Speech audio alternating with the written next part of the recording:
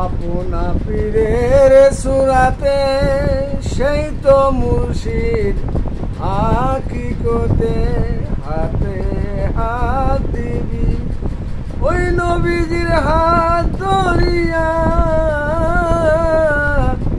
সেরাদ পার হইয়া যাবি রে মন সেরাদ পার হইয়া যাবি মুর্শিদকে না পাইলে কি আর রাসূল পাবি।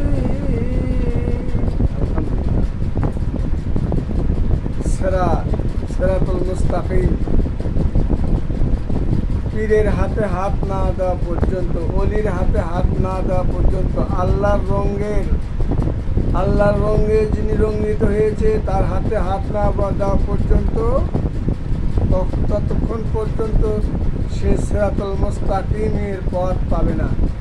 কারণ আল্লাহ পাক বলেছে, আমাকে যে ধরেছে সে হেদায়েত পেয়েছে, আমাকে যে ধরেছে সে সিরাতুল মুস্তাকিমের পথ পেয়েছে।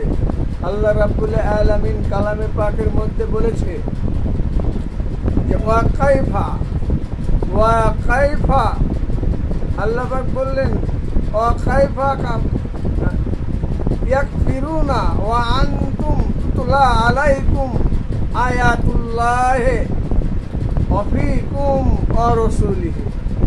আল্লাহ রাব্বুল আলামিন বলেছেন যে যাহারা আমার আয়াতসমূহ অনুধাবন করে, আমার আয়াতসমূহ অনুধাবন করে, এবং আল্লাহ বলছেন ওয়া মাইয়াহতাসিম বিল্লাহ, এবং আল্লাহ পাকের রুজুকে আঁকড়ে ধরে, আল্লাহকে ধরে, আল্লাহর রঙকে আঁকড়ে ধরে, তাসিম বিল্লাহ ওয়াহুদিয়া, সে হেদায়েত পেল কোন দিকে?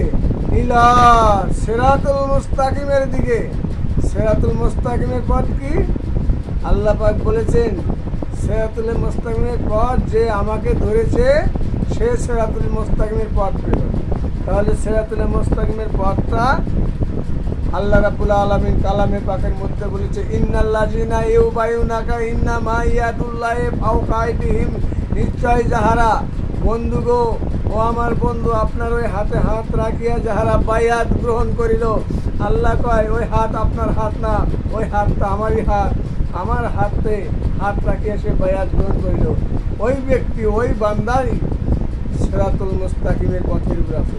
অতএব নামাজের আগে আমাদের সকলকে সিরাতুল মুস্তাকিমের উপর থাকিয়া আমাদেরকে নামাজ আদায় করতে হবে।